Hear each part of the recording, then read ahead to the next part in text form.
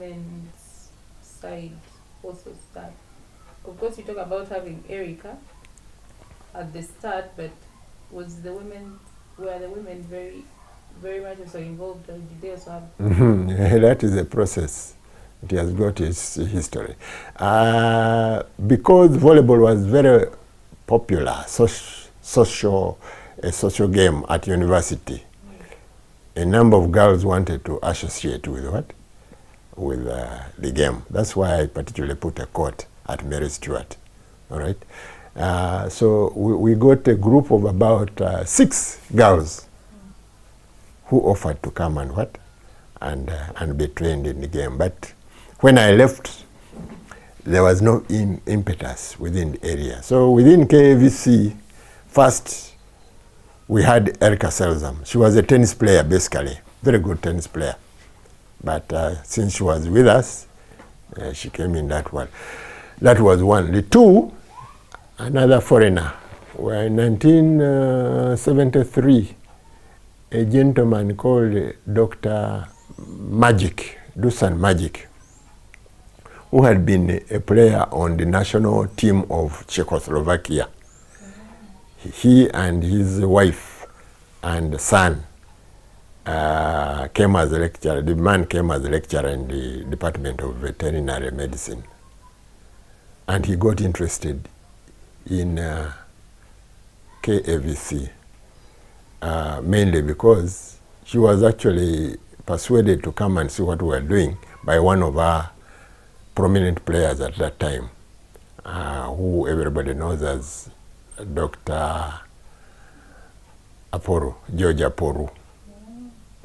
And George Aporo is the father of the George Aporo who plays now.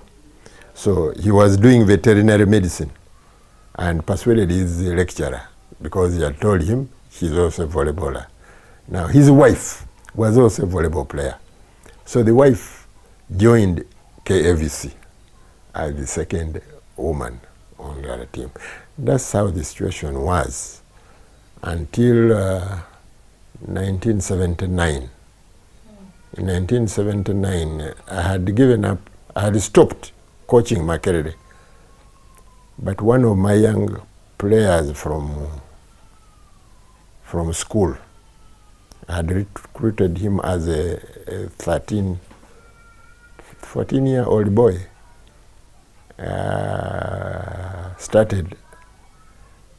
Went to Makerere, was admitted to Makerere, and was elected captain of the team.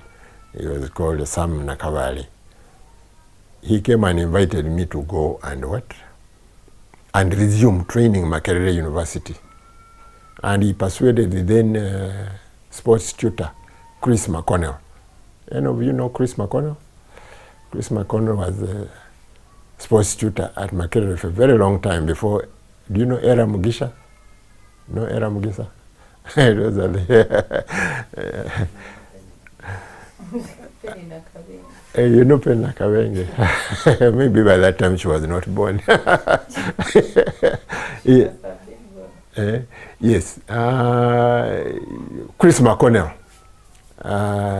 She's still in Uganda. She's Ugandan, but she's very weak now. For a very long time she was teaching at the international school in Roboa. Before that she was at Aga Khan International School as headmistress of the international. She was a sports tutor. They invited me to go and prepare the team. Basically because the team was required to go and participate in the Africa University competitions in Nairobi in 1979. So when I resumed training, some girls came. They wanted to be part of the training. And there were students up to about 1984. That interest in the boys' Makerere team particularly went up because they made the core of the team I took to England in 1981. And so when those boys came back, the girls were excited, and more girls, about 10 girls, decided to start training volleyball. As luck would have it, the following year in 1982, Egyptian Volleyball Federation invited Uganda to send a men's team and a women's team. Men's team because we had gone to Alexandria in April 1982 in Zone 5. At that time it was Zone 6, Zone 5 competitions. So the Egyptians extended an invitation that if we could fly ourselves to Egypt, they would pay for our accommodation, and they wanted us to participate in a ceremony somewhere in Port Said. You know where Port Said is? It is at the edge of the Suez Canal. So they invited us to go there and spend some days, 10 days, all expenses paid. But they wanted a men's team and a women's team. Now I had a men's national team. I didn't have a women's national team. So I had about 6 months in which to produce a women's national team. So I went to these girls, the 10 girls who were training with me. And those are the first girls. They started off as playing on the Uganda national team. Their first challenge was national team. National team. We had to make them good enough to play the game competitively. Of course, we were beaten thoroughly, but that was the beginning. But on that trip, we invited the mayor of Kampala to lead the 2 national teams. So the mayor of Kampala was disappointed in what he saw, the girls playing. He was okay with the boys, but what he saw the girls playing disappointed him. So he said, no, when we go back, I have girls at the city council, all right? So you come and pick girls from there, because these are athletic, they will what? So we came back, and I took him at his word. I went into his office, and he said, yes, I mean what I said, I meant it. And he said, to help you start with that team of girls, here is 40,000. He gave me 40,000 to start off with. So I picked those girls from Kampala City Council. They were netballers. And we decided to form a team called the KCC, right? In support of us. That was the first club in Uganda. Now when we started it, and then the 10 girls who had come, from Makerere, heard that we had started a team called KCC, which was the female part of KAVC. Those girls came and said, we want to continue training, but let's form a group called what? KAVC. So we had 2 girls, KCC and KAVC.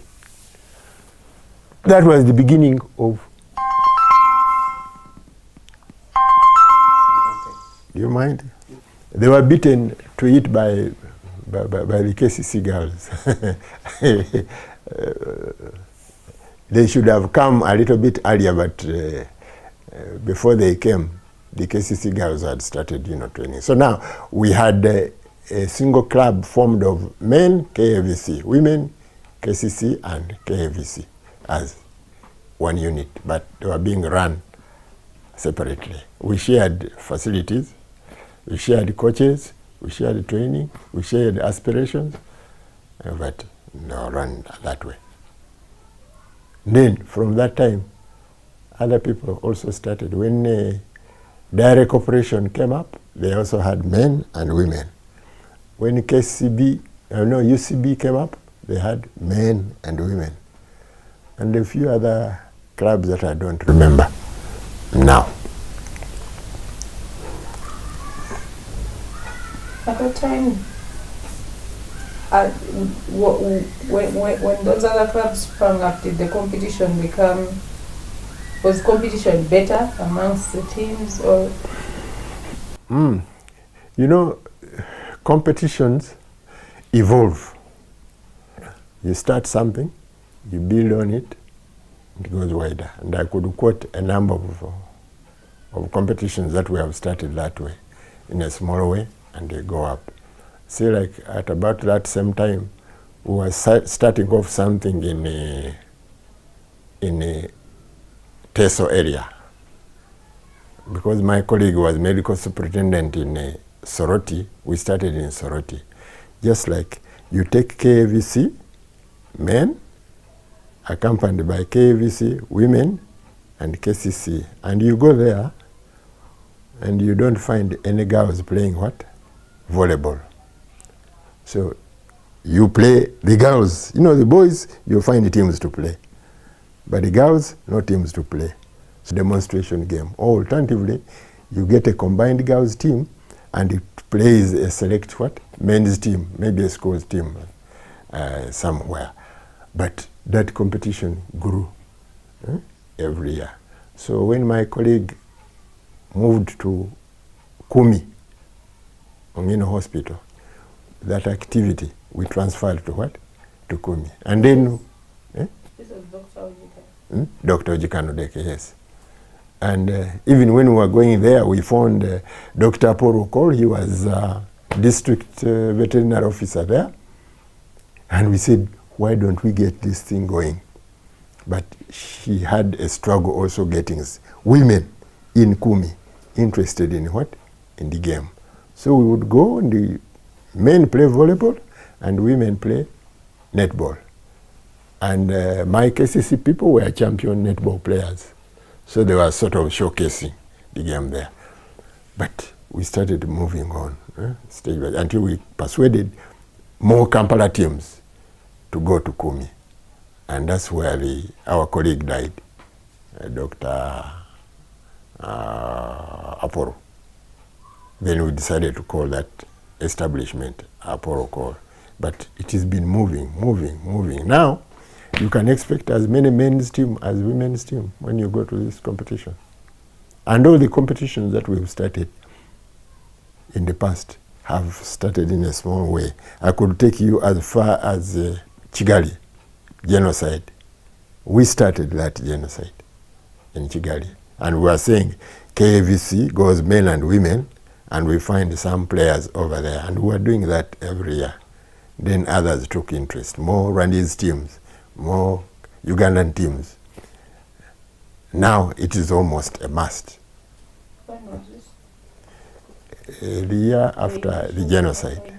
Oh, 95. Mm-hmm. Immediately after the genocide. 95, some things happened. You see, 95 was 20 years of KAVC. So we, the founders, Dr. Ojika Nodeke and myself, decided that we should put up a competition and invite teams to come from all over. We had one team coming from Netherlands, girls, and others, local teams.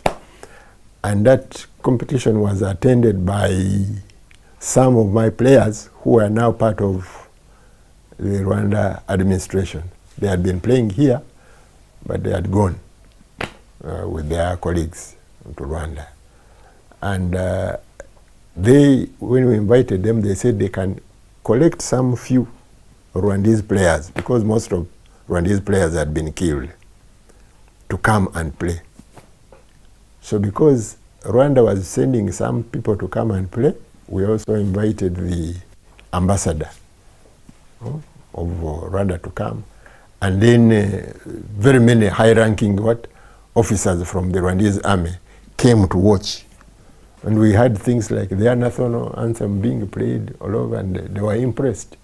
So they approached me and they said, can't we start this in Rwanda? But it also with the KAVC. It was immediately after that. So I said, no, you go and do it. Me, I'll bring the KAVC teams, and we shall what? So I forget which month we did it in Kigali. Started in a small way over there, and only KAVC men and women, and I think KCC went from Uganda. And then they put up about 3 teams. Kavasa, I don't know which other team or something like that. But then we assured them that every year we would be going, every year we would be going. So every year they started adding. Now the whole thing is running. It is sponsored by government. And at the end of the day, some of us who started it can sit back. It doesn't matter, and as long as it is going ahead, you can sit back. And if anybody tries to change it, we shall quarrel. Quarrel, huh? Yeah. Yeah, you see, at KAVC we started that memorial thing 25 years in 95.